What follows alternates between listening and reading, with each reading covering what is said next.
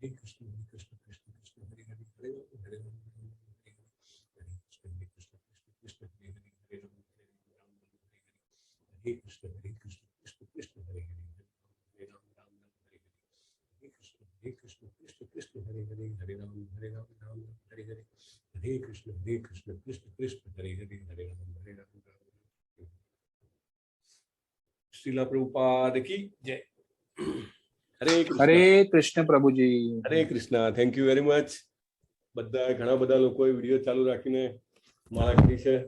તમારા બધાનો ખૂબ ખૂબ આભાર. અને એઝ સચ વી આર ઓલરેડી 37, તો we have done lot of japa, more than 30. Hare Krishna પ્રભુજી. હરે કૃષ્ણ પ્રભુજી. તમારી સાથે જ અમારી થઈ જાય છે માળા.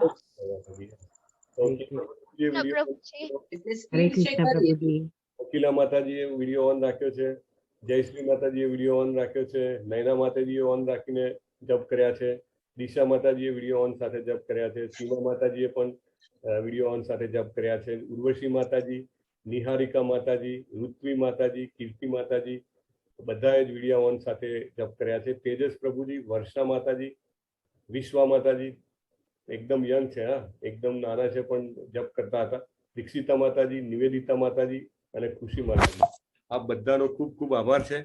બહુ જ સરસ આનંદ થાય છે બધાને સાથે ભગવાનનું નામ લેવાથી.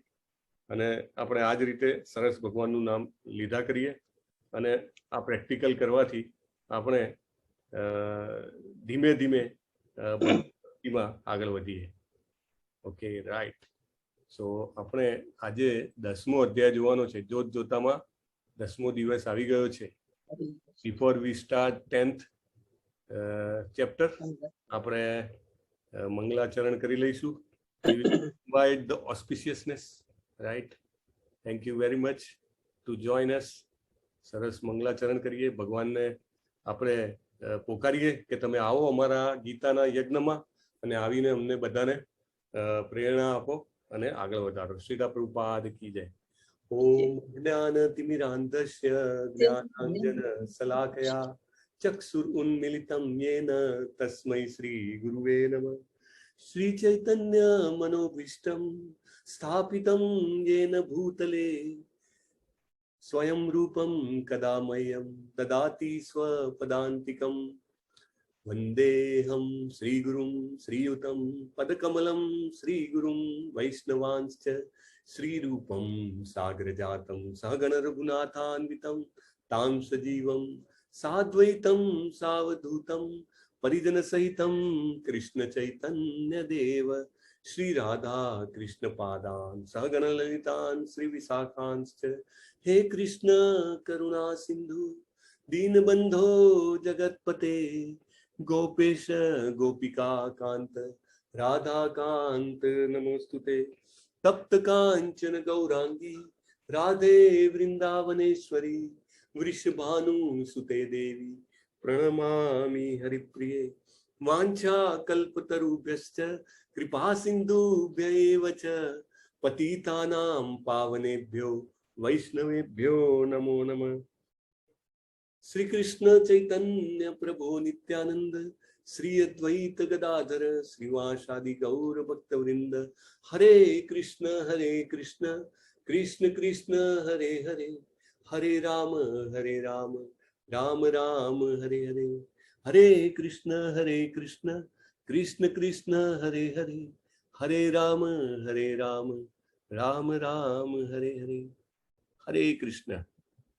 તો આપ બધાનું હરે કૃષ્ણ, આપ બધાનું પુનઃ સ્વાગત કરું છું. અને આજે અદ્ભુત યજ્ઞ ચાલી રહ્યો છે, વિશ્વનો સૌથી મોટો ભગવદ્ ગીતા યજ્ઞ. 5 લાખથી વધારે લોકો લાભાન્વિત થઈ ગયા છે. 55 થી વધારે ક્લાસ રોજના ચાલી રહ્યા છે અને 550 થી વધારે વોલેન્ટિયર્સ આની પાછળ કામ કરી રહ્યા છે. એ બધાને હું ખૂબ જ અભિનંદન કરું છું કે જે પડદા ઉપર નથી પણ એની પાછળ ભગવાનની સેવામાં અદ્ભુત જેને કહેવાય યોગદાન આપી રહ્યા છે. તો મને ખરેખર આનંદ થાય છે કે આપ બધા ફરીથી એક નવા ઉત્સાહ સાથે, નવા ધૈર્ય સાથે, કારણ કે ધૈર્ય એટલે જરૂરી છે કે બધું જ આપણને ન સમજાય ક્લાસમાં. ઇટ ઇઝ ઓલવેઝ ડિફિકલ્ટ, કારણ કે મોટા ભાગના તો આઈડિયાઝ, મોટા ભાગની ફિલોસોફી એવી હોય કે જે આપણે ફર્સ્ટ ટાઈમ એની સાથે પનારો પડતો હોય, રાઈટ?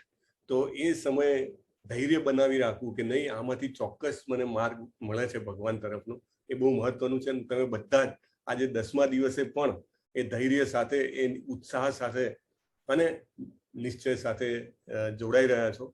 તેથી બહુ જ આનંદની વાત છે. એક ક્વિક રિકેપ કરી લઈએ આપણે. 9 અધ્યાય આપણે જોયા. પહેલા અધ્યાયમાં આપણે જોયું કે શ્રી કૃષ્ણ ભગવાન જે છે એ જેમની સાઈડ હોય છે પાંડવો, એમનો વિજય નક્કી છે, રાઈટ? બીજું, ભગવાન કેવા છે? ભગવાન અચ્યુત છે. ભગવાન પોતાના ભક્તના જરૂર પડે ત્યારે આવવામાં બિલકુલ એક પળનું પણ ડિલે નથી કરતા. પછી ત્રીજી વાત છે કે ભગવાનને પોતાના ભક્તની સેવા કરવાનો બહુ આનંદ આવે છે. અર્જુનના સારથી બન્યા છે.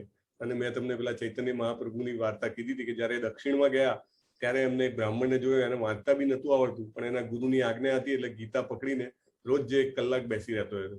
અને બીજા બધા એની હાંસી ઉડાવતા કે આ ઢોંગી છે. અને ચૈતન્ય મહાપ્રભુ ત્યાંથી નીકળ્યા ત્યારે એમને જોયું તો એના આંખોમાંથી આંસુ નીકળતા હતા. અને એને પૂછ્યું કે ભાઈ તને કેમ આંસુ આવે છે? ત્યાં ગીતા તો એકચ્યુઅલી ઊંધી પકડી છે.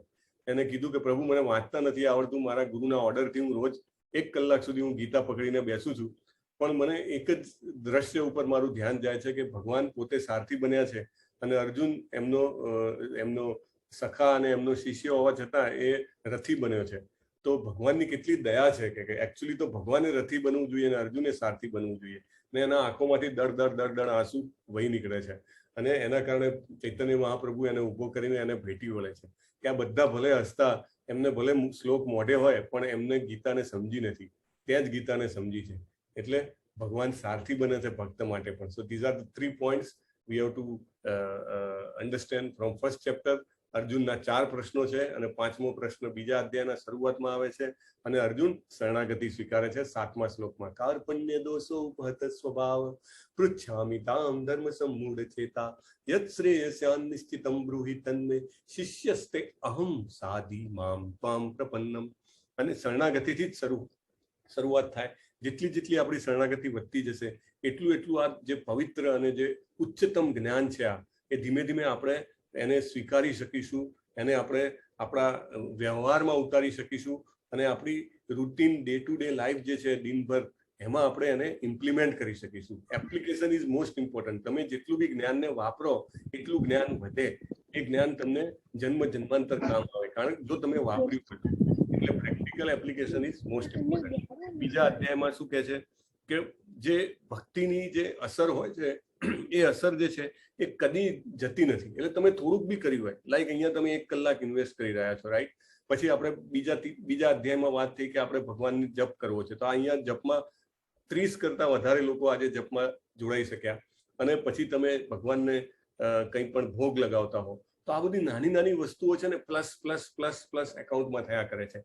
નેહા વિક્રમ નાશોસ્તિ પ્રત્યવાયો ન વિદ્યતે સ્વલ્પમપ્યસ્ય ધર્મસ્ય ત્રાયતે મહતો ભયાત. સ્વલ્પ માને થોડુંક જ મહેનત કરેલી હોય એ બી અંદર આપણા પ્લસ રહે. પેલા ભણવામાં જેવું નહીં કે તમે છેક સુધી ભણ્યા અને પરીક્ષા ના આપી તો બીજા વર્ષે પાછું 0 થી ચાલુ કરવાનું, બીજી વાર પરીક્ષા આવે ત્યાં સુધી રાહ જોવાની, એટલે આખું વર્ષ બગડે. આમાં એવું નથી. જેટલું કર્યા હોય એટલું તમારું પ્લસ ચાલે જાય છે. So this is most important point. અને આપણું ધૈર્ય વધારે છે આ પોઈન્ટને. આ શ્લોક જે છે એને આપણે જેટલો આત્મસાત કરીએ, બીજા અધ્યાયનો 40મો શ્લોક, મેં તમને પેલા ઇમ્પોર્ટન્ટ શ્લોકનું જે મોકલાવી હતી લિંક, તો એમાંથી જેવી રીતે તમે સાંભળીએ એવી રીતે આ 40મો શ્લોક છે, જો તમે આત્મસાત કરો તો એ તમને શેમાં કામ લાગે? ધૈર્ય વધારવામાં કામ લાગે. પેશન્સ. ઘણીવાર આપણને પોતાને હોય છે કે મારું થોડું પેશન્સ વધે ને તો હું હજી વધારે ડિલિવર કરી શકું. ખાલી સ્પિરિચ્યુઅલ પાથ પર બી નહીં, આધ્યાત્મિક પથ પર નહીં, ઇવન ભૌતિક અને સંસારિક પથ પર પણ ધૈર્યની જરૂર હોય છે. તો એ કેવી રીતે વધે? આવી રીતે આ શ્લોક અને આનો મતલબ આપણે આત્મસાત કરીએ તો આપણું ધૈર્ય ઓટોમેટિકલી વધે. એટલે થોડું બી એવરીથિંગ કાઉન્ટ્સ. પછી ભક્ત જે છે એ એની પર્પસમાં એકદમ રિઝોલ્યુટ હોય છે. વ્યવસાયાત્મિકા બુદ્ધિ. તમે બધા આટલા 10 દિવસથી તમે એકદમ વ્યવસાયાત્મિકા બુદ્ધિ, એટલે વ્યવસાયાત્મિકાનું ખરેખર ઇંગ્લિશ કરીએ ને તો બિઝનેસ માઇન્ડસેટ કહેવાય. આપણો બિઝનેસ માઇન્ડસેટ MA બોર્ન થોડો વધારે હોય અને ભગવાન અહીંયા આગળ પોતે એને પ્રતિપાદિત કરે છે કે વ્યવસાયાત્મિકા બુદ્ધિ, નિશ્ચયવાળી બુદ્ધિ થાય કે આમ કરવું જ છે એટલે કરવું જ છે, પછી ગમે તે અડચણ આવે પણ કરવાનું. ભક્તિ જે છે એ ત્રિગુણ છે, 3 ગુણ છે એની ઉપર છે. ત્રિગુણ્ય વિશે આ વેદા. એટલે આપણે હંમેશા રજ અને તમસમાં મોટે ભાગે કામ કરતા હોઈએ છીએ. તો સત્વમાં જવું જ ઇટસેલ્ફ ડિફિકલ્ટ છે, પણ જો આપણે ભક્તિમાં પ્રયત્ન કરીએ તો ભક્તિ ઇઝ બિયોન્ડ સત્વ, એટલે સત્વની પણ ઉપરનું લેવલ છે, રાઈટ. તો જેવું ભક્તિ આપણે હરે કૃષ્ણ કૃષ્ણ કૃષ્ણ હરે હરે, હરે રામ રામ રામ હરે હરે જેમ જપ કરતા જઈએ એમ આપણે આપણા જે ગુણોનો સ્ટેપ છે ને, તમમાંથી રજસ, રજસમાંથી સત્વ, સત્વમાંથી શુદ્ધ સત્વ અથવા ભક્તિ, એમાં આપણે આગળ વધી શકીએ. કોઈ લોકો એવું કહે કે મને તો બહુ જપ કરું ને ત્યારે જ બધા વિચાર આવે છે આખા ગામના. આમ વિચાર ના આવે, આમ બેઠો હું તો એમ થાય કે કંઈ પણ કરવું, પણ જેવો જપ માળા હાથમાં લઉં તો આવે. તો આપણે શું કરવાનું, જે પહેલા મણકા પર જે મંત્ર બોલીએ છીએ એ વધારે વાર બોલવાનો. જો તમે જેટલું બી બહારથી તમે એટલા બધા ઓક્યુપાઈડ થઈને આવ્યા હો તો એને ક્લિનિંગ થતા થોડી વાર લાગે. શ્રી કૃષ્ણ ચૈતન્ય પ્રભુ નિત્યાનંદ શ્રી અદ્વૈત ગદાધર શ્રીવાસાદિ ગૌર ભક્તવૃંદ, પંચમહાતત્વનો મંત્ર તમે 3 વાર બોલો, 4 વાર બોલો, 5 વાર બોલો, તો then you start, then you feel કે તમારું પાછું કોન્સન્ટ્રેશન આવી ગયું છે. સો દેટ ઇઝ વન. અને જે બી સેન્સ કંટ્રોલ છે એ આપણને બીજા કશાથી નહીં મળે. ગમે તેટલા યોગ કરી લો, ગમે તેટલું ધ્યાન કરી લો, ગમે તેટલું તપ કરો, ગમે તેટલું દાન કરો, ગમે તેટલા યજ્ઞ કરો, પણ આપણી ઇન્દ્રિયો આપણા કંટ્રોલમાં આવી શકે નહીં. ઇન્દ્રિયોનો કંટ્રોલ શેનાથી સંભવ છે? માત્ર ને માત્ર ભક્તિથી સંભવ છે. આપણે હરિદાસ ઠાકુરનું ઉદાહરણ જોયું હતું. આ વારંવાર યાદ કરવાનું, એને વાંચવાનું ચૈતન્ય ચરિતામૃતમાંથી, અને એ વાંચીને આપણને એને આપણી પણ શુદ્ધિ થાય અને આપણને ખબર પડે કે ઇન્દ્રિય કંટ્રોલ કેવી રીતે આવશે. ત્રીજા અધ્યાયમાં શું કીધું કે જે કામ આપણે ભગવાન માટે નથી કરતા એ કામ આપણા બંધન સ્વરૂપ બને છે. એટલે એ બંધનમાંથી છૂટવા માટે આપણે જે કંઈ પણ કામ કરીએ એ ભગવાનને અર્પિત કરીને અથવા ભગવાનના કનેક્શન સાથે કરીએ. દાખલા તરીકે મેં આખો દિવસ તમે બધા કંઈ ને કંઈ કામ કરીને આવ્યા છો, રાઈટ. કોઈ ઓફિસમાં ગયું હશે, કોઈ ઘરે કામ કર્યું હશે, કોઈ બિઝનેસમાં હશે, અને ચારે બાજુ વહેંચાયેલા છીએ. આપણે જોયું અહીંયા આગળ ઘણા બધા લોકો ભારતની બહારથી બી કનેક્ટેડ થયા છે, રાઈટ. તો દરેકના એનો સમય હશે. આપણે જ્યારે દિવસ હશે ત્યારે રાત હશે, એ કદાચ જાગીને ઉઠ્યા હશે. તો એ બધા જ્યારે એ કામ કરતા હોય ત્યારે એમના માઇન્ડમાં એ ચાલતું હોય કે મારે 8 વાગે ભગવદ્ ગીતાનો ક્લાસ કરવાનો છે, મારે 15 મિનિટ વહેલા જોઈન કરીને જપ કરવાનો છે. એટલું બી મનમાં ચાલે ને તો તમારું કામ છે ને એ દિવ્ય થઈ જાય. જેવી રીતે મેં 2 દાખલા આપ્યા હતા ને, રૂપ ગોસ્વામીએ જે ભક્તિ રસામૃત સિંધુમાં આપેલા છે ઉદાહરણ, એ 2 ઉદાહરણ કે બાળકની માં હોય, ભાખોડિયા પડતા બાળકની, એ ભલે ગમે તેટલું કામ કરતી હોય, એનું ધ્યાન એમાં જ હોય કે હમણાં ઉઠશે ને ગમે ત્યાં બીજે ક્યાંક અડી જશે, તો એટલે ધ્યાન રાખતી હોય. એવી રીતે તો that is the important point. અને ચોથા અધ્યાયમાં આપણે જોયું કે જન્મ કર્મ ચમે દિવ્યમ, એટલે ભગવાનની જે આવિર્ભૂત થવાનું અને એના કર્મો છે એ દિવ્ય છે. એટલે એ આપણે ખાલી ભક્તિથી જ સમજી શકીએ. દેન 5મા અધ્યાયમાં ભોક્તારમ યજ્ઞ તપસામ સર્વલોક મહેશ્વરમ, એટલે આપણે જે કંઈ પણ કરીએ, ભલે આપણે એમ વિચારીએ કે આપણે કોઈ મોટા યજ્ઞ કરીએ છીએ, ફલાણો યજ્ઞ, ઢીકણો યજ્ઞ, કોઈ દાન કરીએ, જે કંઈ પણ કરીએ, એનો અલ્ટિમેટ ભોગતા કોણ છે, અલ્ટિમેટ એના એન્જોયર કોણ છે? તો ભગવાન કે હું પોતે છું. તમે ગમે ત્યાં જાઓ તો એ બધી ઇનડાયરેક્ટ ચેનલ છે, પણ ઇનડાયરેક્ટ ચેનલથી પણ અલ્ટિમેટ તો એ મારા પાસે જ આવે છે. પછી 6થા અધ્યાયમાં આપણે શું જોયું? યોગીનામ અપી સર્વેશામ. ભગવાને આખા અષ્ટાંગ યોગને સમજાયો લગભગ 40 થી વધારે શ્લોકોમાં, બરાબર. યમ, નિયમ, આસન, પ્રત્યાહાર, ધ્યાન, ધારણા, ધ્યાન અને સમાધિ, આ બધું સમજાયું. પછી શું કીધું? યોગીનામ અપી સર્વેશામ. ભક્તિ યોગી જ શ્રેષ્ઠ છે. એ જ મારો, જેને કહેવાય કે મારા ઓપિનિયન પ્રમાણે બેસ્ટમાં બેસ્ટ ભક્તિ યોગી છે. પછી 7મા ચેપ્ટરથી આપણે ભક્તિ યોગ એકચ્યુઅલી ચાલુ થયું. 6થા ચેપ્ટર સુધી શું હતું કન્ડિશન? 1 થી 6 કર્મયોગથી ભક્તિ કેવી રીતે કરવી એ હતું. અને 7 થી 12 જે છે એ પ્યોર ડિવોશનલ સર્વિસ જેને કહે છે, શુદ્ધ ભક્તિ યોગ, એ 7 થી 12મા અધ્યાયમાં સમજાયેલી છે. અને જે કહેવાય ગીતાનું રહસ્ય એ એમાં છે. જેવી રીતે આપણે વાત કરી હતી, કોઈ ઘરેણું હોય એ બોક્સમાં મૂક્યું હોય તો એને ઉપરથી કવર હોય, નીચેથી કવર હોય અને વચ્ચે ઘરેણું હોય. એવી રીતે આ જે છે એ 7મા અધ્યાયથી ભક્તિ યોગ ચાલુ થયો છે. ભક્તિ યોગમાં ભગવાન કહે છે દૈવી એસા ગુણમયી મમ માયા દુરત્યયા. એટલે તમારે જો ભગવાનને આપણે શરણાગતિ થઈએ તો જ આ માયા આપણને છોડે, નહીં તો આપણે મહામાયામાં ફસાયેલા રહીએ. જેવા ભગવાનને શરણે જઈએ એવા યોગ માયા આપણને હેલ્પ કરે. અને ભગવાનને શરણે જવું એ જ આપણો એકમાત્ર ધ્યેય છે. અને ભગવાનના જે ભક્તો હોય છે એ ભગવાનના ધામમાં જાય છે. બાકી જો ભૂત પ્રેતને ભજે તો ભૂત પ્રેતના સાથે જાય, દેવોને ભજે દેવોના પાસે જાય, અને પિતૃઓને ભજે પિતૃઓના ધામમાં જાય. પણ ત્યાં આગળ બધે જ અધર દેન ભગવાનના પ્લેસ બીજી કોઈ પણ જગ્યાએ જન્મ મૃત્યુ જરા વ્યાધિ છે, એટલે ત્યાં જવાથી ફાયદો નથી. અને બધા જ જેવા પાપી હોય કે પવિત્ર હોય, બધા લોકો ભક્તિમાં આગળ વધી શકે. એટલે એવું નથી કે હું અત્યારે કઈ કન્ડિશનમાં છું, હું કેટલા પાપ કરીને આવ્યો છું. Don't worry, always start chanting Hare Krishna અને slowly we can purify our self અને so that we can come forward. 8મા અધ્યાયમાં આપણે શું જોયું કે વ્યક્તિએ હંમેશા તસ્માત સર્વેસુ કાલેસુ મામ અનુસ્મર યુદ્ધ છે. અર્જુનને આપ્યો કે તું યુદ્ધ કર પણ મને યાદ કરીને કર. ભગવાને યુદ્ધની ભૂમિમાં જ્યાં જન્મ મૃત્યુની બોર્ડર ઉપર અર્જુન ઉભો છે ત્યાં આગળ બી એવું કીધું કે મને યાદ કરીને તું યુદ્ધ કર. તો પછી આપણે તો રોજિંદુ જીવન છે, રાઈટ. મેં જયપતાકા સ્વામી મહારાજનું બી ઉદાહરણ આપેલું. તો એમાં એ તો હોટેલમાં એ જોબ કરતા હતા છતાં પણ ભગવાનને યાદ રાખતા હતા. કોન્સ્ટન્ટ રિમેમ્બર કરવાના છે આપણે ભગવાનને, રાઈટ. અનન્ય ચેતસા મનસો તરીકે. પછી અનન્ય ભક્તિ જે છે એ ઈઝી છે ભગવાનની. એવું નથી કે તમે પેલું યમ કરો તો યમમાં પહેલા તો તમારે બધું છોડીને બહાર જવું પડે જંગલમાં, રાઈટ. અને બીજા કોઈ પણ કાર્ય કરો તો એમાં કષ્ટ છે, પણ ભક્તિ છે બહુ ઈઝી છે, રાઈટ. ગમે ત્યારે તમે ભગવાનનું નામ લઈ શકો. કોઈ નિયમ છે? ચૈતન્ય મહાપ્રભુએ મહામંત્ર આપ્યો. મંત્રો હોય, મંત્રોમાં ઘણા બધા નિયમ હોય, મહામંત્રમાં કોઈ નિયમ નથી. તો એટલું સરળ કરી નાખ્યું છે આપણા માટે. અને ભક્તિ જે છે એ ઓટોમેટિકલી અને એકદમ જેને કહેવાય ને કે સરળતાથી આપણે એને સાધી શકીએ. અને છેલ્લે 9મો અધ્યાય જોયો આપણે ગઈકાલે કે જેમાં ભગવાને કીધું કે બધા જ યોગોમાં સૌથી રાજા કોણ છે? ભક્તિ યોગ છે. રાજ વિદ્યા રાજગુહ્યમ, એટલે ટોપ મોસ્ટ સિક્રેટ. અને જે શુદ્ધ ભક્તો હોય છે એ ભગવાનની જેને કહેવાય ને કે શરણાગતિ અને સેવા એમાં તત્પર હોય છે હંમેશા. જે મહાન ભક્તો હોય છે એ હંમેશા ભગવાનની જે કહેવાય રૂપ, ગુણ, લીલા, એમનું નામ અને એમના જે પેરેફરેનિયા એટલે એમના ભક્તો એને યાદ કરતો રહે.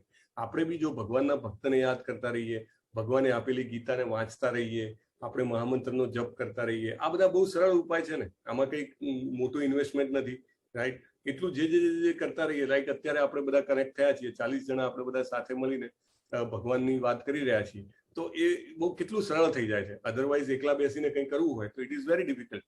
તો એ કરવાથી શું થાય છે કે આપણે ભગવાનની ભક્તિ કરવામાં આગળ વધી શકીએ છીએ. અને એક આપણે LIC શ્લોકા જોયો. LIC શ્લોકા અથવા તો કહીએ કે લોકેટમાં જડેલો જે ડાયમંડ હોય એવો. અનન્યાશ્ચિંતયંતોમાં યે જના પર્યુપાસતે તેસા નિત્યાભિયુક્તાનામ યોગક્ષેમ વહામ્યહમ. પોતાના ભક્તની પાસે જે નથી એને આપવા માટે અને જે છે એની પાસે એની રક્ષા કરવા માટે ભગવાન કે હું બંધાયેલો છું. એટલે જિંદગી કે સાથ ભી જિંદગી કે બાદ ભી, જેવું LIC નું સૂત્ર છે એવું ભગવાન અહીંયા આગળ ગેરંટી આપે છે. બહુ મોટી વાત છે, રાઈટ. તો એ આપણે હંમેશા એ શ્લોકને આત્મસાત કરવો જોઈએ અને જેનાથી આપણને એક જેને કહેવાય કે ભગવાનના પ્રેઝન્સની હંમેશા ખાતરી મળે. અને ભગવાન છેલ્લે કહે છે કે એક્સિડેન્ટલ મિસ્ટેક થાય, અપિચિતસુ દુરાચારો ભજતે માં અનન્ય ભાગ. એટલે ભગવાનની જેને માળા ચાલુ કરી હોય, ભગવાનનું નામ લેવાનું ને ભગવાનને ધરાવવાનું જેને ચાલુ કર્યું હોય, એ ભલે તમને શરૂઆતમાં લાગતો હોય કે એનામાં ઘણા અવગુણ છે, પણ એને હસાય નહીં તો હસો તમે એની સામે તો અપરાધ થઈ જાય. કારણ કે એટલું નાની વસ્તુઓ કરીને જ ભગવાન કહે છે મારો અનન્ય ભક્ત બનવાનો છે. એટલે ભગવાન એને પૂર્ણ જેને કહેવાય ને કે સેટિસ્ફેક્શન આપે છે કે don't worry, I M there.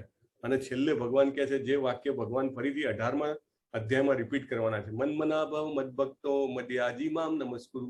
એટલે મારામાં મન રાખ, મદભક્તો મારો ભક્ત બન, મને નમસ્કાર કર અને મારા માટે કાર્ય કર. તો આ રીતે 9 અધ્યાયનું રિકેપ છે, પણ એ બહુ ઇમ્પોર્ટન્ટ છે. So we did it. So we start 10th chapter. એનું નામ છે વિભૂતિ યોગ. વિભૂતિ યોગ માને ઐશ્વર્ય. ઐશ્વર્ય અને ઓપ્યુલન્સ, ભગવાનના ઓપ્યુલન્સની વાત છે આ, રાઈટ. તો ઓપ્યુલન્સ આપણે સમજીએ. પહેલો શ્લોક જેમાં ભગવાન કહે છે, હે મહાબાહુ અર્જુન, સાંભળ, તું મારો પ્રિય સખા છે, તેથી હું તારા હિતાર્થે એવું જ્ઞાન પ્રદાન કરીશ કે જે મેં અગાઉથી સમજેલા જ્ઞાનથી શ્રેષ્ઠ છે. ભગવાને ગયા અધ્યાયમાં શું કીધું હતું કે હું તને ટોપ મોસ્ટ સિક્રેટ કહું છું. હવે ભગવાન એનાથી આગળ પાછું હરેક અધ્યાયમાં ભગવાન વધારે ને વધારે ઇમ્પોર્ટન્ટ, વધારે ને વધારે અસરકારક ઇન્ફોર્મેશન આપી રહ્યા છે. તો એમ કે છે કે હવે હું તને જેને કહેવાય કે ઉત્તમ જ્ઞાન આપું છું, અગાઉ સમજેલા જ્ઞાનથી શ્રેષ્ઠ જ્ઞાન. અને કેમ આપે છે? ભગવાને પાછી અર્જુનની ક્વોલિટી કીધી. અર્જુનની ક્વોલિટી માટે પ્રશ્ન આપણે ડિસ્કસ કર્યો હતો અને આપણે ગઈકાલે પણ જોયો હતો કે અર્જુન છે એ કેવો છે? ભક્તો હસી સખા ચેતી, તું મારો પ્રિય સખા છે અને તું મારો ભક્ત છે, એટલા માટે હું તને આપું છું. બીજી એક ક્વોલિટી આપણે શું કીધી હતી અર્જુનની? કે અર્જુન જે છે એ ભગવાનથી ઈર્ષા નથી કરતો. ગઈકાલના અધ્યાયમાં આપણે જોયું અનસૂયંતો, ભગવાને એને અનસૂયંતો કીધો છે, એટલે એને ઈર્ષા નથી. આપણે જેટલી આપણી બીજા આપણે ભગવાનની ઈચ્છા ઓછી કરશું એમ આપણે ભગવાનના નજીક જઈશું. આ ચિત્ર દેખાય છે તમારામાંના ઘણા બધાને ખબર હશે. I would take a moment. કોઈને ખબર છે કે અહીંયા આ સેન્ટરમાં બેઠા છે કોણ છે?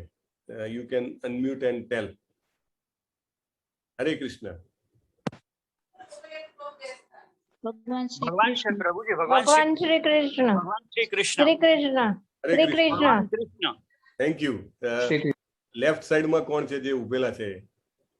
એ અર્જુન અર્જુન અર્જુન સરસ, વેરી નાઇસ.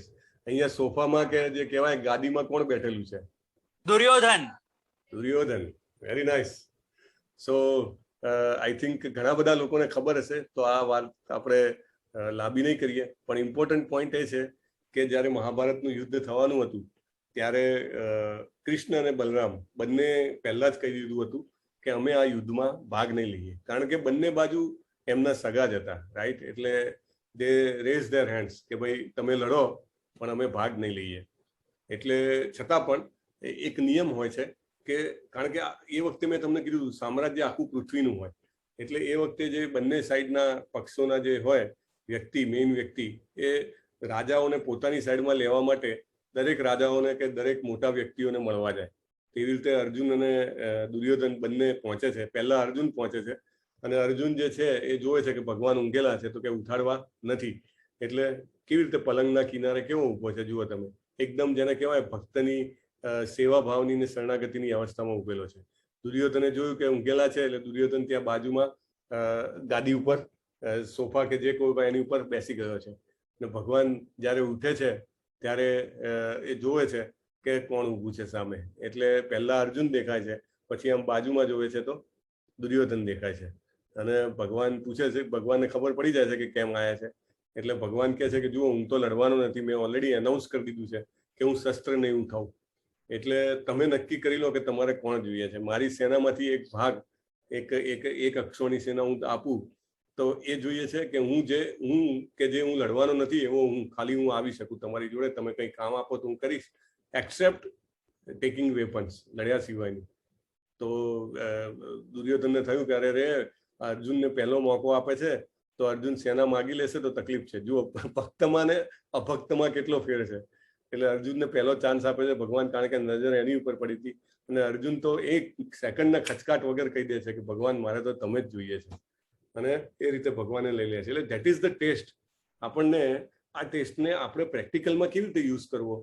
તો જ્યારે આપણે માળા કરવાનો ટાઈમ હોય કે એની ઈચ્છા હોય, સવારમાં સમજી લો કે આપણે ઉઠ્યા છીએ અને નહીં સમય હોય, ત્યારે બીજી બધું જે કામ છે એ કામને પ્રાયોરિટી આપીએ છીએ કે માળા કરવાને પ્રાયોરિટી આપીએ છીએ? સવારનો સમય જવા દો, ક્યારેય પણ, ઇવન અત્યારે પણ આપણે બીજું કોઈ કામ છોડીને ગીતામાં આવ્યા તો આપણે એને પ્રાયોરિટાઇઝ કર્યું, રાઈટ? 40 જણા 41 જણા એવું વિચાર્યું કે આપણે ભગવાનના કામને પ્રાયોરિટી આપી. એવી રીતે અર્જુને ભગવાનને સિલેક્ટ કરવાની પ્રાયોરિટી આપી. આપણી પાસે please admins please mute whoever is making noise kindly. So ભગવાનને આપણે પ્રાયોરિટી આપતા થઈએ તો આપણે ભગવાનના સખા બનીએ અને ભગવાનના ભક્ત અને પ્રિય બની શકીએ, રાઈટ? એટલે પળે પળે આપણી સમક્ષ એવી ચોઈસ આવતી રહે છે. ભગવાન કોઈને ફોર્સ નથી કરતા. એક ભાઈએ પ્રશ્ન કર્યો હતો ને કે આપણે શું કામ અહીંયા આવી ગયા, એ ભગવાને કેમ મોકલ્યા? ભગવાને મોકલ્યા નથી, એ આપણી ચોઈસ હતી કે આપણે ભગવાનથી સ્વતંત્રતા પૂર્વક આપણે ભોગવવા માંગતા હતા, આપણે કંટ્રોલ કરવા માંગતા હતા અને આપણે પ્રોપ્રિએટર એટલે કે માલિક બનવા માંગતા હતા. That's why we have come here. આપણે ભગવાનની ઈર્ષા કરી, આપણે આવ્યા, પણ હવે આપણે વિચારવું જોઈએ કે ઇટ્સ ટુ લોંગ નાઉ. ભગવાનની કૃપાથી આપણને ભગવદ્ ગીતા મળી અને અત્યારે આ સેશન આપણને જાણવા મળ્યું, તો હવે આપણે રિયલાઇઝ કરવું જોઈએ કે no, this is not my place. જન્મ મૃત્યુ જરા વ્યાધિ એ કરવા માટે મારે અહીંયા વારંવાર આવવાની જરૂર નથી, કારણ કે આવીશ તો કોઈક વખત વનસ્પતિ બનીશ, કોઈક વખત પ્રાણી બનીશ, right? So let us not come back here. એટલે એ ચોઈસ આપણે વારે વારે કરવાની છે. તમે જે અત્યારે ચોઈસ કરી છે એ જ ચોઈસ તમારે દિવસના દરમિયાન પણ કરવી જોઈએ. So that is the important point. નમે વિદુ સુરગણા પ્રભવમ ન મહર્ષય અહમ આદિર્હિ દેવાનામ મહર્ષિણામ ચ સર્વસ. મારી ઉત્પત્તિ કે ઐશ્વર્યને ન તો દેવગણ જાણે છે ન તો મહર્ષિઓ જાણે છે, કારણ કે હું જ સર્વતા દેવો તથા મહર્ષિઓનો સ્તોત્ર છું. હવે આપણા ઘરમાં દાદા દાદી હોય અને એ જ્યાં સુધી આપણને કહે નહીં કે એમના બાળપણમાં શું થયું હતું, ત્યાં સુધી આપણને ખબર પડે કે શું હતું, કે એમને શું કર્યું હતું, એમનો સમય કેવો હતો. It is not possible. Even ઘણી જગ્યાએ અમુક લોકો 100 વર્ષથી વધારે ઉંમરવાળા લોકો બી ઘણા બધા જીવે છે પૃથ્વી ઉપર. તો એ લોકો એ જે જોયેલું છે એ લોકો આપણને કહે તો જ ખબર પડે, કારણ કે એ આપણી પહેલા પેદા થયેલા છે, રાઈટ. એટલે દેવો જે છે કે મહર્ષિઓ જે છે એમને પણ ખબર નથી કે ભગવાન કેવી રીતે ઉત્પન્ન થયા, કે એમના ઐશ્વર્યો, કે એમની શક્તિઓ, એમની લીલાઓ શું છે, કારણ કે એ લોકોનું જે ઉત્પત્તિ છે એ રિસન્ટલી થયેલી છે, રાઈટ. દેવોની મેં તમને કીધું કે એક પોઝિશન હોય છે. ઇન્દ્ર એક પોઝિશન છે, બ્રહ્મા એક પોઝિશન છે. એનો ટાઈમ પૂરો થાય એટલે એ બદલાઈ જાય, બીજો વ્યક્તિ બની શકે જેને પુણ્ય કર્યા હોય. એટલે એમને ખબર જ ના હોય કે કારણ કે ભગવાન તો અનાદિ છે, ભગવાને કીધું ને, એટલે બીજા કોઈને ખબર ના હોય. એટલે આ દાખલાથી આપણે સમજવાનું કે why others don't understand, why we can not understand. આપણને કેમ ખબર ના પડે, કારણ કે આપણે હમણાં જ આવેલા છીએ. યો મામ જમનાદિમ ચ વેત્તિ લોકમ મહેશ્વરમ અસમૂઢ સમર્થેષુ સર્વ પાપૈ પ્રમુચ્યતે. મનુષ્યોમાં માત્ર તે જ મોહરહિત તથા સમસ્ત પાપોથી મુક્ત હોય જે મને અજન્મા, અનાદિ તથા સર્વ ગ્રહ મંડળોના સ્વામી તરીકે જાણે છે.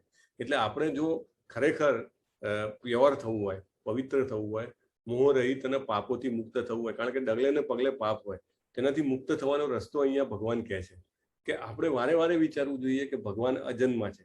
એટલે એક જ વ્યક્તિ એવા છે કે આખા ત્રિલોકમાં કે જેમનો જન્મ નથી, એ પહેલેથી જ હતા અને એમનામાંથી બધાનો જન્મ થયો છે. અનાદિ છે, એટલે આદિ એટલે પુરાણા, પણ એનાથી પણ પુરાણા, અનાદિ છે અને સર્વ ગ્રહ મંડળોના સ્વામી છે. આની ઉપર જેટલું આપણે પોન્ડરિંગ કરીએ, દાખલા તરીકે આપણે શ્રીમદ ભાગવતમ વાંચીએ, તેમાં ભગવાનની અલગ અલગ કલ્પ, એટલે જે અલગ અલગ ગ્રહો, અલગ અલગ કલ્પ, અલગ અલગ સમયની જે ભગવાનની લીલાઓની વાતો આવે એ આપણે સાંભળીએ તો આપણે રિયલાઇઝ કરી શકીએ. ખાલી અજન્મા છે એ એક કોન્સેપ્ટ છે, એ કોન્સેપ્ટને ફર્ધર ડિટેલ આઉટ કરવો પડે, એમાં ડીપ જવું પડે.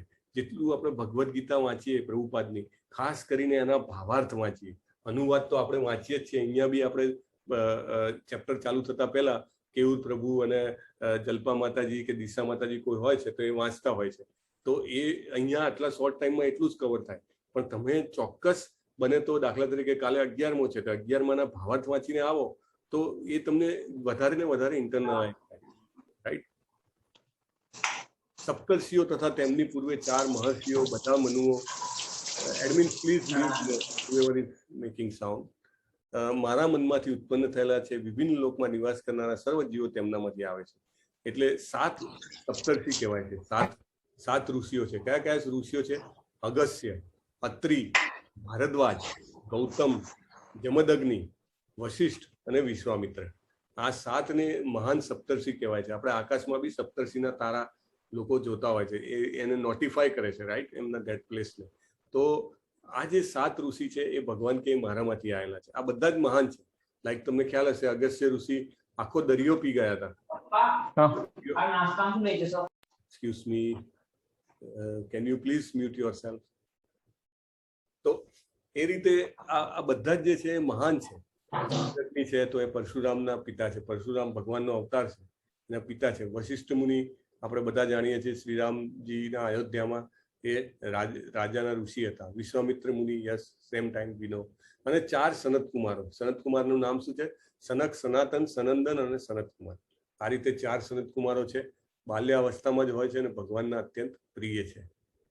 ક્યારેક સમય મળે તો આપણે આ ડિટેલમાં વાત કરી શકીએ. અત્યારે જસ્ટ એમનું નામ સાંભળીએ ને, કારણ કે આ ભગવાનના ભક્તો છે, અનન્ય ભક્તો છે, એટલે નામ સાંભળીએ ને તો બી આપણી પવિત્રતામાં થોડીક વૃદ્ધિ થાય. એટલે ડોન્ટ વરી કે આને જાણીને શું કરવાનું, એની પાછળ પર્પસ છે. એમનો ફોટો અહીંયા મૂકવામાં આવ્યો છે, એમનું નામ મૂકવામાં આવ્યું છે. તો એનું કારણ શું છે કે જોઈને ફોટો જુઓ એટલે તમારી દ્રષ્ટિ પવિત્ર થાય, ને એનું નામ સાંભળો એટલે તમારી શ્રવણ શક્તિ જે છે એ પવિત્ર થાય. એના માટે મૂકવા. આ મહાન ભક્તો છે, એમનું ખાલી નામ બી કાફી છે. એમ એતામ વિભૂતિમ યોગમ ચ મમયો વેત્તિ તત્વત સો અવિકંપેન યોગેન યુજ્યતે નાત્ર સંશય. જે મનુષ્ય મારા ઐશ્વર્ય તથા યોગને વિશે ખરેખર દ્રઢ વિશ્વાસ ધરાવે છે, તે મારી અનન્ય ભક્તિમાં સંલગ્ન થાય છે, તે વિશે લેશ માત્ર શંકા નથી. ભગવાન કે નાત્ર સંશય, there is no doubt at all. જેવું આપણે ભગવાનનું ઐશ્વર્ય એટલે જે ઓપ્યુલન્સ, 6 ઓપ્યુલન્સીસ છે, અને ભગવાનનો જે ભક્તિ યોગ છે, એમાં આપણે જેટલો આપણો વિશ્વાસ ડેવલપ કરતા જઈએ, દ્રઢ વિશ્વાસ ધરાવીએ, એટલું આપણે એમની ભક્તિમાં સંલગ્ન થઈ શકીએ. નહીં તો ભક્તિ અઘરી લાગે પણ ભક્તિ છે બહુ સિમ્પલ. દાખલા તરીકે આ જે ચિત્ર છે એ ચિત્ર શેનું છે કોઈને ખબર છે? આ ક્યારનો કઈ ઘટના છે? કોઈને ખ્યાલ હોય તો કહી શકે. એનીબડી વોન્ટ્સ ટુ એટેમ્પ્ટ કે આ ઘટના ક્યાંની છે? If you want to take a chance. Hare Krishna. No raise hands. ચેટમાં પણ લખી શકો છો, નો પ્રોબ્લેમ.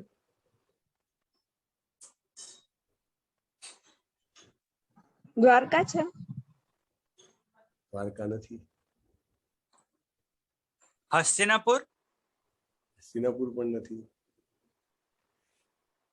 ભૂમિ છે, યુદ્ધ ભૂમિ. નહીં પણ. હરે કૃષ્ણ. મથુરા છે? હરે કૃષ્ણ. કોણ? મથુરાથી દ્વારકા. કીર્તિ કીર્તિ કીર્તિ કીર્તિ મથુરા. એકદમ મથુરા. મથુરાથી દ્વારકા. મથુરા છે. મથુરા. અને જ્યારે કૃષ્ણ અને બલરામને કંસ બોલાવે છે ત્યારે ત્યારને દ્વારકાના મથુરાના ગેટની અંદર દાખલ થાય છે. એનું આ દ્રશ્ય છે. તમે જુઓ કેટલું અદ્ભુત દ્રશ્ય છે કે બધા મથુરાના નગરજનો ભગવાનને જોવા માટે અને એમને આવકારવા માટે પહોંચી ગયા છે. બ્રાહ્મણો જે છે આરતી કરે છે. સ્ત્રીઓ તમે જુઓ તો જે મકાનોના ધાબા કે મહેલોના જે અગાશીઓ હોય એમાંથી ઊભીને ભગવાનના દર્શન કરી રહ્યા છે. દૂર દૂર આ બાજુ તમે જુઓ પર્વત છે. પર્વત ઉપરથી પણ લોકો જે છે એ ભગવાનના દર્શન કરી રહ્યા છે. આ ભગવાન જે છે શ્રી કૃષ્ણ બલરામ જે છે એમનું ઐશ્વર્ય એવું છે કે લાખો લોકો હોય ને તો એમાંથી દેખાય, દૂર પડી જાય. જેવી રીતે આપણે ચંદ્રમાંથી આટલા દૂર છીએ છતાં પણ ચંદ્રમાં આપણને દેખાય છે, રાઈટ? એવી રીતે ભગવાન એટલે દૂર હોય તો પણ એમના દર્શન કરવા સુલભ છે. એવી એમની કાંતિ હતી, દેહની કાંતિ હતી. એટલે આ એમનું એક ઐશ્વર્ય છે. આવા ઐશ્વર્યની આપણને જેમ જેમ ખબર પડતી જાય કે લાખોમાં ઊભા હશે તો બી મારા ભગવાન આપણને જોઈ શકાય એવા છે, તો એનાથી આપણો વિશ્વાસ છે એ છે દ્રઢ થાય. એટલા માટે આ ચિત્ર મૂકવામાં આવ્યું છે. હરે કૃષ્ણ. સરસ. નેક્સ્ટ, ચતુશ્લોકી ગીતા. હવે આખી ગીતાને 4 શ્લોકમાં કન્ડેન્સ કરવાનું જે છે કોન્સેપ્ટ, જેવી રીતે ચતુશ્લોકી ભાગવત છે એવી રીતે ચતુશ્લોકી ગીતા છે. અને 10મા અધ્યાયના 8, 9, 10 અને 11 એ 4 શ્લોકમાં આ ચતુશ્લોકી ગીતા કહેવામાં આવી છે. અને ભગવાનના જે આ શ્લોક છે એ બધા જેને કહેવાય કે એક એક આપણા હૃદયના તાર જે છે એ જણાવી નાખે એવા શ્લોક છે. અહમ સર્વસ્ય પ્રભવો મત્ત સર્વમ પ્રવર્તતે ઇતિ મત્વા ભજન્તે મામ બુધા ભાવ સમન્વિતા. અહમ સર્વસ્ય પ્રભવો. હું સમસ્ત દિવ્ય તથા ભૌતિક વિશ્વનું કારણ છું. આપણે ગોલોક ચાર્ટ જોયો હતો, યાદ કરવાનો હોય. જ્યારે બી આપણે આ વિશ્વ કે એવું કંઈ ભગવાન કહેતા હોય ત્યારે યાદ કરવાનું કે ગોલોક ચાર્ટમાં પહોંચી જવાનું. સો આપણને તરત આપણે ક્યાં છીએ આપણી પોઝિશન ક્લિયર થાય, ભગવાન ક્યાં છે એમની પોઝિશન ક્લિયર થાય. એટલે જે ભૌતિક વિશ્વ હતું જે 25% છે, ટોટલ વિશ્વનું ખાલી 25% જ ભૌતિક વિશ્વ છે એ, અને 75% જે છે સ્પિરિચ્યુઅલ વર્લ્ડ, આધ્યાત્મિક જગત અથવા દિવ્ય જગત, એ બંનેના કારણ કોણ છે? ભગવાન કે હું પોતે છું. દરેક વસ્તુ મારામાંથી ઉદ્ભવે છે. જે બુદ્ધિમાન મનુષ્ય આ સારી રીતે જાણે છે તેઓ મારી પ્રેમ ભક્તિમાં પરવાય છે અને સર્વતા અંતઃકરણપૂર્વક મને ભજે છે. આપણે 10મા ચેપ્ટર સુધી સાથે આવ્યા એટલે આટલી તો ક્લેરિટી જરૂર હોવી જોઈએ. અને એટલું આત્મસાત કરવાનું ચાલુ થાય આપણું, કારણ કે આપણે 10 દિવસથી માળા પણ કરીએ છીએ. So we must slowly try to realise કે ભગવાન કેવા છે. એ બધા જ વિશ્વના કારણ છે.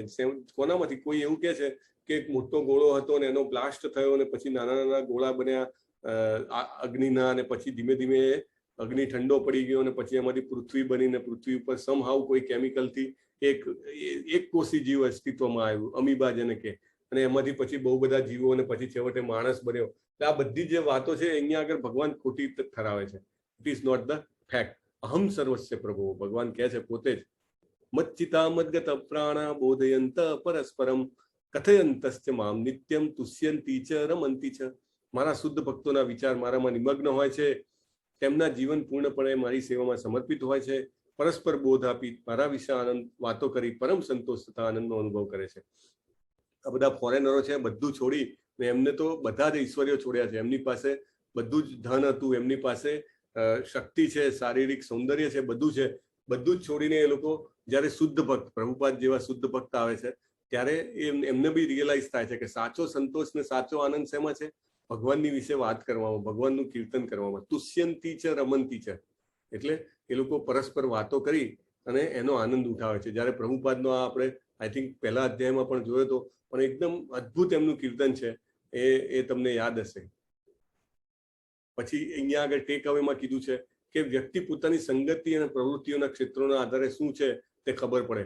કે કાગડાઓ હંમેશા કચરાના ઢગલામાં પોતાની વસ્તી બનાવે અને હંસ હોય એ હંમેશા શાંત તળાવમાં આપણને જોવા મળે.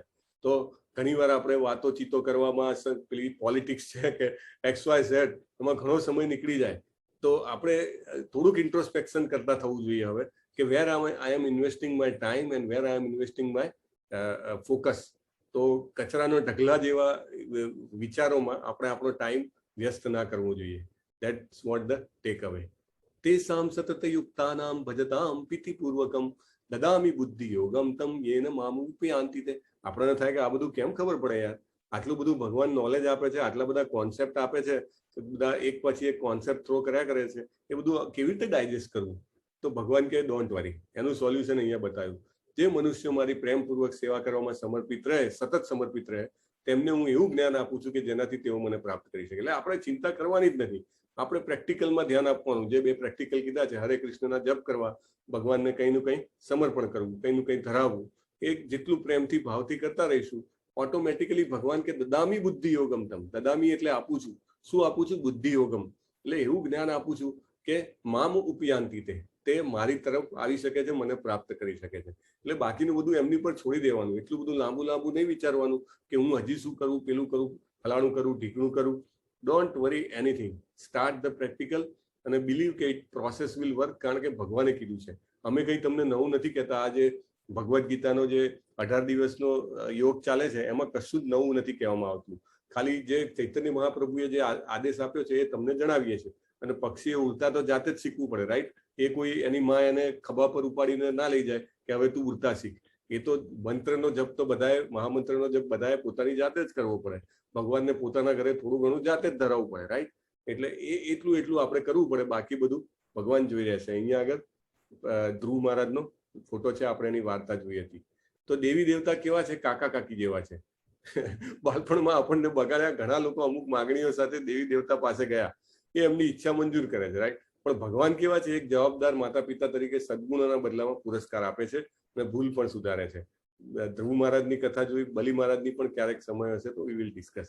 તે સામેવા અનુકંપાર્થમ અહમ જ્ઞાન જમતમ નાશયામ્યાત્મ ભાવસ્તો જ્ઞાન દીપેન ભાસ્વતા.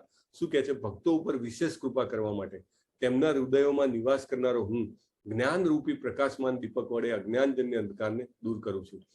અનુકંપાર્થમ. અનુકંપાર્થમ મતલબ દયા સાથે. ભગવાન આપણી ઉપર અનુકંપા કરે છે અને એના કારણે આપણને જ્ઞાન મળે છે. આપણા હૃદયમાં ઓલરેડી પરમાત્મા તરીકે છે અને આપણને કૃપા કરી અને આપણું અજ્ઞાન છે એ દૂર કરે છે. બહુ જ અજ્ઞાન સાથે આપણે જીવી રહ્યા છીએ અને કોઈ જ ગર્વ લેવા જેવો નથી કે મારી પાસે નોલેજ છે કે મારું જ્ઞાન છે.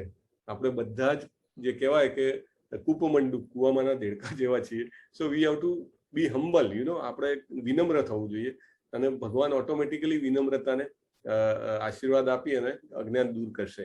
અહીંયા જુઓ, જે સુખદેવ ગોસ્વામી છે એમની સાથે નીચે પરીક્ષિત મહારાજ બેઠેલા છે, બરાબર? તો કેટલા જેને કહેવાય વિનમ્રતાથી બેઠા છે અને જ્ઞાન ગ્રહણ કરી રહ્યા છે. એમને ખબર હતી કે 7 દિવસમાં મારું મૃત્યુ થવાનું છે. he had a very clear mandate કે 7મા દિવસે તક્ષક નાગ આવીને મને કરડશે ને મારું મૃત્યુ થશે. અને એટલા શક્તિશાળી હતા, અર્જુનના પુત્રના પુત્ર હતા. એટલે he has all the power, so capable person. એમને ધાર્યું હોત તો એ તક્ષકને પણ મારી શકે, પણ એમને કીધું જેવી પ્રભુની ઈચ્છા. અને એ તરત જ ભગવાનની ભગવતમ સાંભળવા બેસી ગયા અને એમને જ્યારે એમની મુક્તિ થઈ તો બધા જ દેવ દેવીઓ અને બધા ઋષિઓ ત્યાં આવેલા. એટલે વિનમ્રતાપૂર્વક આપણે કરીએ તો ભગવાન આપણા ઉપર દયા કરે. એમને ખબર નથી કે 7 દિવસ બાકી છે ને હવે કોની પાસે જવું, તો ભગવાને સુખદેવજીને મોકલી આપ્યા અને એમનો ઉદ્ધાર થયો. નીચેનું જે ચિત્ર છે એમાં કપિલ મુનિ છે, એ એમની માતા દેવહૂતિને ઉપદેશ આપી રહ્યા છે. દેવહૂતિ ભગવાનની અનન્ય ભક્ત હતા. મનુ જે છે, માનવોના જે અધિષ્ઠાતા, એમની પુત્રી હતા અને ભગવાનનું ખૂબ તપ ધ્યાન કરતા હતા અને એમને ખૂબ પ્રાર્થના કરી તો ભગવાન એમના પેટે અવતર્યા અને એમને કપિલ મુનિ કહેવાય છે. અને એ કપિલ મુનિ ભગવાન પોતે એમને ઉપદેશ આપે છે અને એમનો ઉદ્ધાર કરે છે. એટલે નમ્રતા હોય તો પુત્ર પણ તમને શીખવાડી શકે. હરે કૃષ્ણ. નેક્સ્ટ. પછી વિદુરજીને એમને પણ ભગવાને ડાયરેક્ટલી ઇનડાયરેક્ટલી બધા જ ઉપદેશો આપ્યા છે. એટલે ભગવાન દયા કરે છે. સો ડોન્ટ વરી કે આપણને ખબર નથી પડતી, 2 નંબરની વાત છે. અર્જુન ઉવાચ, હવે અર્જુને ભગવાનને ભગવાન તરીકે સ્વીકાર્યા છે, રાઈટ. સો વેરી ઇમ્પોર્ટન્ટ. અર્જુન પ્રાર્થના કરે છે, પરમ બ્રહ્મ પરમ ધામ પવિત્રમ પરમમ ભવાન પુરુષમ શાશ્વતમ દિવ્યમ આદિદેવમ અજમ વિભુમ આહુસ્ત્વા મૃષય સર્વે દેવર્ષિ નારદસ્તથા અસિતો દેવલો વ્યાસ સ્વયં ચૈવ બ્રવીષિમે. અર્જુને કહ્યું કે આપ પૂર્ણ પુરુષોત્તમ પરમેશ્વર, પરમ ધામ, પરમ પવિત્ર, પરમ સત્ય છો. આપ સનાતન, દિવ્ય, આદિપુરુષ, અજન્મા તથા મહાનતમ છો. નારદ, દેવલ તથા વ્યાસ જેવા સર્વ ઋષિઓ આપના વિશે આ સત્યનું સમર્થન કરે છે. હવે આપ સ્વયં પણ મને એ જ કહી રહ્યા છો. એટલે આ બધું છે ને, ઇટ્સ નોટ ઇમોશન્સ. આપણે એવું નહીં વિચારવાનું કે આ બધી ભાવનાઓ છે, આપણે તો ભાવનાઓમાં કેમ વહી જવું, પણ ઇટ ઇઝ અ પ્યોર, જેને કહેવાય ને કે પ્યોર થોટ્સ, જેને પવિત્ર વિચારો છે. આ બધું આવતા કોન્સીવ થતા થોડીક વાર લાગે, પણ એને જેટલું આપણે સાંભળીએ, ધ્યાનથી એને ગ્રહણ કરવાનો પ્રયત્ન કરીએ, એટલું આપણે એને આત્મસાત કરી શકીએ. અર્જુન કેવા કહે છે, ભગવાનને કહે છે તમે પરમ બ્રહ્મ છો. બ્રહ્મ એટલે જીવ, એ આપણે 8મા અધ્યાયમાં જોયું. પણ ભગવાન કેવા છે? પરમ બ્રહ્મ, જીવોના પણ ઈશ્વર, પરમ ધામ, પરમ પવિત્ર, રાઈટ, પરમમ ભવાન. તો એવા છે ભગવાન. અને એ કહે છે હું એકલો આવું નથી કહેતો. આ 4 જે મોટા મોટા ઋષિઓ છે, નારદ, દેવલ, વ્યાસ, એ બધાએ પણ આ જ સત્યનું સમર્થન કર્યું છે. અને હવે તમે પણ મને એ જ કહી રહ્યા છો. એટલે 2 ફ્રેન્ડ હોય, એકબીજાને ખુશામત કરતા હોય કે તું તો બહુ સારો ને તારામાં આટલી ક્વોલિટી છે, એવું નહીં. અર્જુન ભગવાનનો મિત્ર છે એટલે ભગવાનની પોલ્સન મારે છે એવું નથી. અર્જુન કહે છે કે હું તમને કહું છું, તમે પણ મને એ જ કહી રહ્યા છો. અને જે મહાન ઋષિઓ છે, દેવર્ષિ નારદ છે, દેવલ છે અને વેદ વ્યાસ છે, એમને પણ આ સત્યનું સમર્થન કર્યું છે. એટલે હી ઇઝ સબસ્ટેન્શિએટિંગ સર્વમેતદ્રુદમ મન્યે યન્મામ વદસી કેશવ નહીં તે ભગવાન વ્યક્તિમ વિદુર દેવાન દાનવા. હે કૃષ્ણ, આપે મને જે બધું કહ્યું છે તેને હું સર્વ સાચું માની સ્વીકારું છું. હે પ્રભુ, ન તો દેવો કે ન તો દાનવો આપના સ્વરૂપને જાણવા સમર્થ છે. એટલે ભગવદ્ ગીતાને વાંચવી હોય, સમજવી હોય તો આખી એમની એમ સ્વીકારવાની. એમાંથી કોઈ પોર્શન આપણને ગમે છે કે એક્સેપ્ટેબલ છે એટલે સ્વીકારી લઈએ અને બાકીનું બધું છોડી દઈએ, એવું ચાલે નહીં. સ્વયમેવાત્મનાત્માનમ વેત્તત્વમ પુરુષોત્તમ ભૂત ભાવન ભૂતેશ દેવ દેવ જગતપતે. હે પુરુષોત્તમ, હે સર્વના ઉદ્ભવ સ્થાન, હે સમસ્ત જીવોના સ્વામી, હે દેવોના દેવ, હે વિશ્વના સ્વામી, એકમાત્ર આપની જ અંતરંગ શક્તિથી પોતાને જાણો છો, બીજું કોઈ જાણી શકતું નથી. 10.7 ટીમ. હે કૃષ્ણ, હે પરમયોગી, હું કેવી રીતે આપનું સતત ચિંતન કરું? હવે પ્રશ્ન પૂછે છે કે આપને આખો દિવસ કેવી રીતે યાદ કરી શકાય, કેવી રીતે આપને હું જાણી શકું, આપનું સ્મરણ કયા કયા રૂપોમાં કરું? હે જનાર્દન, કૃપા કરી આપના યોગ સામર્થ્યને ઈશ્વરનું વિસ્તારથી વર્ણન કરો. હું આપના વિશે શ્રવણ કરવામાં ક્યારેય તૃપ્ત થતો નથી, એટલે સંતોષ જ નથી થતો. આપણે બી આ સાંભળીએ છીએ 10 દિવસથી, કેમ આપણે અહીંયા આગળ જોડાયા રહે છે કે એમાં એક સુખ છે, એવું આપણે ગઈકાલે 9મા અધ્યાયમાં જોયું.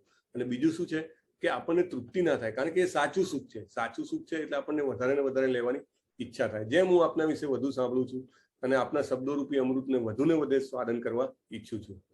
તો આ બધા ચિત્રો જોઈએ તો આપણને ચિત્રો બનાવનારો કે E=mc² જોઈએ તો કોને બનાવ્યું, 0 કોને બનાવ્યું એ યાદ આવે. ભગવાન હવે એમની 82 ઐશ્વર્યની વાતો કરશે, 82 ઓપ્યુલન્સીસ. એ ભગવાન એવું કહે છે કે આપણે તો આ સંસારમાં રહેલા છે, રાઈટ. એટલે આખો દિવસ આપણને ભગવાન દેખાય નહીં.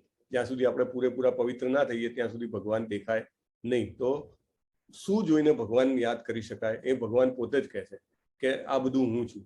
હવે હું તને ફક્ત મારા મુખ્ય વૈભવ રૂપોનું વર્ણન કરવી સંભળાવીશ, અને મારું ઐશ્વર્ય તો બહુ અપાર છે. એટલે મુખ્ય કહે છે. 82 પોઈન્ટ્સ અહીંયા આગળ ભગવાને કીધેલા છે. તો કયા કયા છે આપણે જોઈએ તો ભગવાન કહે છે કે આદિત્યો જેટલા છે, 12 પ્રકારના આદિત્ય છે, એમાં વિષ્ણુ હું છું. પ્રકાશ જેટલા છે એમાં સૂર્ય હું છું. પવનદેવ જે છે એમાં મરીચી હું છું.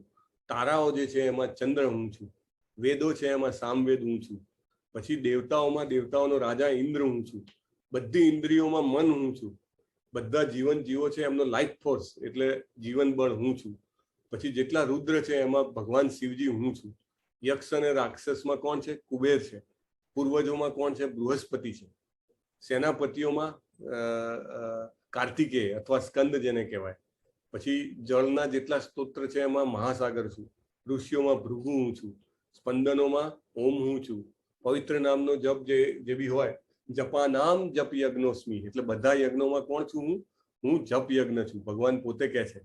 પછી બધા જ અચલ વસ્તુઓ જે હલે નહીં એવી વસ્તુઓમાં હિમાલય હું છું, વૃક્ષોમાં અશ્વત્થ હું છું, પછી દેવતાઓના ઋષિઓમાં નારદ હું છું, પછી ગંધર્વોમાં ચિત્રરથ હું છું, સિદ્ધોમાં કપિલ હું છું, જે આપણે હમણાં ફોટો જોયો કપિલ મુનિનો, ઘોડાઓમાં ઉચ્ચૈશ્રવા હું છું, હાથીઓમાં જે ઇન્દ્રનું વાહન છે એરાવત એ હું છું, પુરુષોમાં રાજા હું છું, શસ્ત્રોમાં વજ્ર હું છું, મોટામાં મોટું શસ્ત્ર ગણાય ઇન્દ્રનું શસ્ત્ર છે વજ્ર. ગાયોમાં સુરભી ગાય એવી છે કે 24 કલાક દૂધ આપી શકે, અને ભગવાનના ધામમાં આવી અનેક ગાયો છે, એટલે એ સુરભી ગાય હું છું. પછી જે ધર્મને અનુરૂપ કામ છે, એટલે ખાલી ઇન્દ્રિય તૃપ્તિ માટે કરવામાં આવતો કામ નહીં, જે કામ કે જેનાથી એવી સંતતિને ઉત્પન્ન કરી શકાય કે જે ભગવત ભક્તિમાં આગળ વધી શકે, એવા કામને ભગવાન કે હું છું. નાગમાં વાસુકી હું છું, સાપમાં અનંત હું છું, જળચર દેવતાઓમાં વરુણ છું, વિદાય લેનારા પૂર્વજોમાં આર્યમાં કોણ હતા? જ્યારે વિદુરજીને શ્રાપ મળ્યો, વિદુરજી કોણ હતા? એ યમદેવતા છે, પણ એમને શ્રાપ મળ્યો કે તમારે પૃથ્વી ઉપર જન્મ લેવો પડશે. એક કારણ હતું, મંડુક ઋષિ હતા અને એમને ધ્યાનમાં હતા, ભગવાનનું નામ લેતા હતા, અને કોઈ ચોરો આવી અને એમને ત્યાં રાજાની ચોરીનો સામાન મૂકી ગયા, અને પછી રાજાના સૈન્યો એમને પકડીને લઈ ગયા અને એમને સૂડી પર ચડાવવાના હતા, અને છેલ્લે રાજાને ખબર પડી કે આ તો ઋષિ છે, એટલે રોકી લીધા. ઋષિ એટલા મહાન હતા તો એ સીધા જ યમલોકમાં યમરાજા પાસે પહોંચી ગયા કે મારો શું ગુનો હતો કે તું મને છેક સૂડી સુધી લઈ ગયો. એટલે યમરાજા કહે છે કે તમે નાના હતા ને તો એક પતિંગિયાને તમે 100થી આખો વિધિ નાખી દીધું, એટલા માટે તમને સૂડીની સજા આવી. એટલે કે નાનપણના તો કંઈ જે બી પાપ કર્યા હોય કંઈ થોડા લાગે, એટલે કે જા હું તમને શ્રાપ આપું છું કે તમારે પણ પૃથ્વી ઉપર જન્મ લેવો પડશે, અને બહુ જ જેને કહેવાય નીચા કુટુંબમાં જન્મ લેવો પડશે. એટલે એને માન આપીને, પણ યમરાજા તો ભક્ત છે ભગવાનના શાશ્વત, એટલે એ ક્યારે જન્મ લીધો એમને? જ્યારે ભગવાન પૃથ્વી પર આવ્યા ત્યારે એમને જન્મ લીધો, અને એ જન્મ લીધો એટલે યમરાજાની પોસ્ટ ખાલી પડી. કોઈકે તો યમરાજ તરીકે ફંક્શન કરવું પડે, રાઈટ? આપણે બી જ્યાં બી હોઈએ ત્યાં આગળ રાઈટ એક પ્રધાનમંત્રી જાય તો બીજો પ્રધાનમંત્રી તરત બનાવવો પડે, ઓફિસમાં એક બોસ જાય તો બીજાને બનાવવો પડે. એવી રીતે જ્યારે યમરાજ જમીન પર આવ્યા ત્યારે વિદુર તરીકે, ત્યારે અર્યમાં જે હતા એમના નેક્સ્ટ, એમને યમરાજ બનાવવામાં આવેલા. તો એવું કહે છે કે બધા પૂર્વજોમાં આર્યમાં હું છું, ભગવાન કહે છે. પછી કાયદો જે ચલાવે એમાં યમરાજ હું છું. રાક્ષસો બધા જ રાક્ષસો હતા, પણ એમાં ભક્ત તરીકે પ્રહલાદજી પ્રગટ થયા રાક્ષસ કુળમાં, એટલે કે પ્રહલાદ હું છું રાક્ષસોમાં. પછી લોકોને વિનાશ કરનારાઓમાં સમય હું છું, પ્રાણીઓમાં સિંહ, પક્ષીઓમાં ગરુડ, શુદ્ધિકરણ કરનારાઓમાં પવન, શસ્ત્ર ચલાવનારાઓમાં જય શ્રી રામ, રામ એ છે, માછલીઓમાં સાર્ક, નદીઓમાં ગંગા, રચનાઓમાં શરૂઆત મધ્ય અંત, વિજ્ઞાનમાં આધ્યાત્મિક જ્ઞાન જે આપણે અત્યારે લઈ રહ્યા છીએ એ ભગવાન કહે છે હું પોતે છું. તર્કશાસ્ત્રીઓનું સત્ય, અક્ષરોમાં અકાર વગર આપણે કોઈ શબ્દ ના બોલી શકીએ, રાઈટ? એટલે એને અકાર કહે. પછી શબ્દોમાં દ્વંદ એટલે રામ કૃષ્ણ બોલીએ, કૃષ્ણ રામ, તો એ દ્વંદ કહેવાય. બંને એક સરખા એમાં રહેલા છે, રામ કૃષ્ણ, કૃષ્ણ રામ, એટલે ભગવાન કે દ્વંદ હું છું. પછી સર્જકોમાં બ્રહ્મા હું છું, મહિલાઓમાં ખ્યાતિ, નસીબ, ભાષા, બુદ્ધિ, વફાદારી, ધીરજ હું છું. એવી રીતે કવિતાઓમાં ગાયત્રી, મહિનાઓમાં માર્કસિસ્ટ કહે છે ભગવાન, ઋતુઓમાં વસંત, છેતરપિંડી બદલું કોઈ એમ કે ભગવાનને ઉલ્લુ બનાવી દઉં, આમ કે આમ કરું તો ચાલે, પોતાના રસ્તાઓ કાઢે, શાસ્ત્ર સાધુને એના પ્રમાણે ન વર્તે, ગુરુ પ્રમાણે, તો ભગવાન કે બધાના છેતરપિંડીઓમાં જુગાર જે બી છે એ હું જ છું. ભવ્યતામાં વૈભવ હું છું, રાઈટ? પછી જે શક્તિમાન હોય એની શક્તિ હું છું, વૃષ્ણિઓના વંશમાં વાસુદેવ હું છું, પાંડવોમાં અર્જુન હું છું, ઋષિઓમાં વ્યાસ, વિચારકોમાં ઉષ્ણા કોણ હતા? શુક્રાચાર્યને ઉષ્ણા કહે છે, એ દૈત્યોના ગુરુ હતા, અને એટલા પાવરફુલ હતા કે એમની પાસે મૃત સંજીવની વિદ્યા હતી. બલિ મહારાજ જયારે હતા એમને ઇન્દ્ર ઉપર 3 વાર ચઢાઈ કરી અને ઇન્દ્રને હરાઈ દીધો, લગભગ નાસીને. બધા જેને કહેવાય ને કે બ્રહ્માંડમાં જગ્યા શોધતા હતા કે ક્યાં ભરાઈ જવાય એમ, એટલા, કારણ કે ભગવાનના અનન્ય ભક્ત હતા બલિ મહારાજ. અને એ જ વખતે જે શુક્રાચાર્ય છે, આ ઉષ્ણા જેમનું નામ છે, એમને મૃત સંજીવની વિદ્યા હસ્તગત કરી હતી. એટલે જેટલા દાનવો દેવો સાથેની યુદ્ધમાં મૃત્યુ પામે એની ઉપર એ મંત્ર ભણીને છાંટે ને એ લોકો પાછા જીવતા થઈ જાય, એટલે પાછા ફરીથી લડવા માટે જાય, એટલે સૈન્ય ખૂટે જ નહીં. એટલે ભગવાન કે એ ઉષ્ણા પણ હું છું.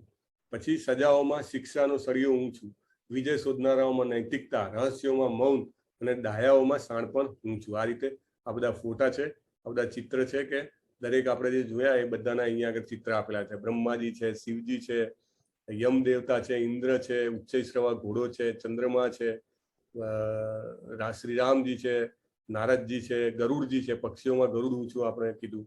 એ રીતે અર્જુન છે, વેદવ્યાસ છે, પ્રહલાદજી છે. તો આ બધા જ જે છે એ ભગવાન કે હું પોતે છું.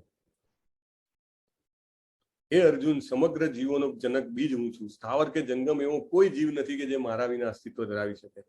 હે વીર પરંતપ, મારી દૈવી ભૂભૂતિઓનો અંત નથી. મેં તને જે કંઈ પણ કહ્યું એ તો ખાલી એક સંકેત માત્ર છે. મતલબ એક મોટી આગ ચાલતી હોય, અગ્નિ, અને એમાંથી એક તણખો કેમ બહાર પડે, એવી રીતે ભગવાને આ તણખો જેવું કીધું છે. એટલે એટલી નાની વસ્તુ છે આ રહી. અને છતાંય પણ આપણે જે ગોલોક ચાટમાં જોયું એ રીતે ભગવાન એમના ગોલોક વૃંદાવનમાં હંમેશા વાંસળી લઈને એમના ભક્તોને આનંદ આપી રહ્યા છે. વાત્સલ્ય રસ, માધુર્ય રસ, સાખ્ય રસમાં આનંદ મળે છે ભગવાનના ધામમાં. યદ્વદ્ધિ ભૂતિ મત્સત્વમ શ્રીમદુર્જિતમેવ વા યદ્દેવાવગચ્છત્વમ મમ તેજો અંશ સંભવમ. તું જાણી લે કે સમગ્ર ઐશ્વર્ય, સૌંદર્ય, તેજસ્વી સર્જનો મારા તેજના એક સ્ફુલ્લિંગ માત્રમાંથી ઉદ્ભવે છે. કેટલું સુંદર છે. અહીંયા આગળ ભગવાન પોતાના પગનો અંગૂઠો મોંમાં નાખી રહ્યા છે. અને એક ઋષિએ આ દ્રશ્ય જોયું ને અદ્ભુત આનંદ થયો હતો એમને. તો અથવા બહુ નહીં તેન કિમ જ્ઞાતેન તવાર્જુન વિષ્ટભ્યામ અહમિદમ કૃષ્ણમ એકાંશેન સ્થિતો જગત. હે અર્જુન, આ સર્વ વિગતવાર જ્ઞાનની તને શું જરૂર છે? હું તો મારા એક અંશ માત્રથી આ સમગ્ર બ્રહ્માંડને વ્યાપીને તેને ધારણ કરું છું. એટલે ભગવાન માટે તો એ રમક વાત છે. તોય રમકડા જેવી વસ્તુ છે. આ બધું તો ખાલી એમના અંશ માત્રથી. આપણા હૃદયમાં પરમાત્મા બેઠા છે. દરેકના હૃદયમાં, આ ફોટામાં તમે જુઓ છો તો દરેક પ્રાણીઓના હૃદયમાં, દરેક વનસ્પતિના હૃદયમાં ભગવાન બેઠેલા છે. એટલે પરમાત્મા તરીકે બેઠા છે, પણ એ પોતાના ઓરિજિનલ સ્વરૂપમાં તો ગોલોક વૃંદાવનમાં લીલાઓ ચાલુ જ છે. એટલે ત્યાં 75% પોપ્યુલેશન ત્યાં જ છે. આપણે બધા અહીંયા 25% એવા આવ્યા છીએ કે આપણામાં થોડી થોડી ઈર્ષા હશે અને આપણે સ્વતંત્રતાથી કંઈ ભોગવવામાં ઈચ્છા થઈ એટલા માટે અહીંયા આવ્યા છીએ. ધ મોમેન્ટ વી રિયલાઇઝ કે આપણું શું પોઝિશન છે અને આપણે શું કરવું જોઈએ, we can go back to godhead. આપણે પાછું ધામમાં જઈ શકીએ. તો આ રીતે 10મો અધ્યાય પૂર્ણ થાય છે. પહેલા 7 શ્લોકમાં આપણે જોયું કે કૃષ્ણ અજ્ઞાત છે, બધાનો સ્તોત્ર છે. નમે વિદુ સુરગણા. 8 થી 11માં આપણે જોયું શુદ્ધ ભક્તિ એ ભગવદ્ ગીતાનો સાર છે. મચ્ચિતા મદ્યત પ્રાણા. 12 થી 18માં શ્લોકમાં અર્જુને કૃષ્ણનું સર્વોચ્ચ પદ સ્વીકાર્યું. અને 19 થી 42માં ભગવાન શ્રી કૃષ્ણએ તેમની વિભૂતિઓનું વર્ણન કર્યું. તો આ રીતે 10મો અધ્યાય પૂર્ણ થાય છે. હરે કૃષ્ણ.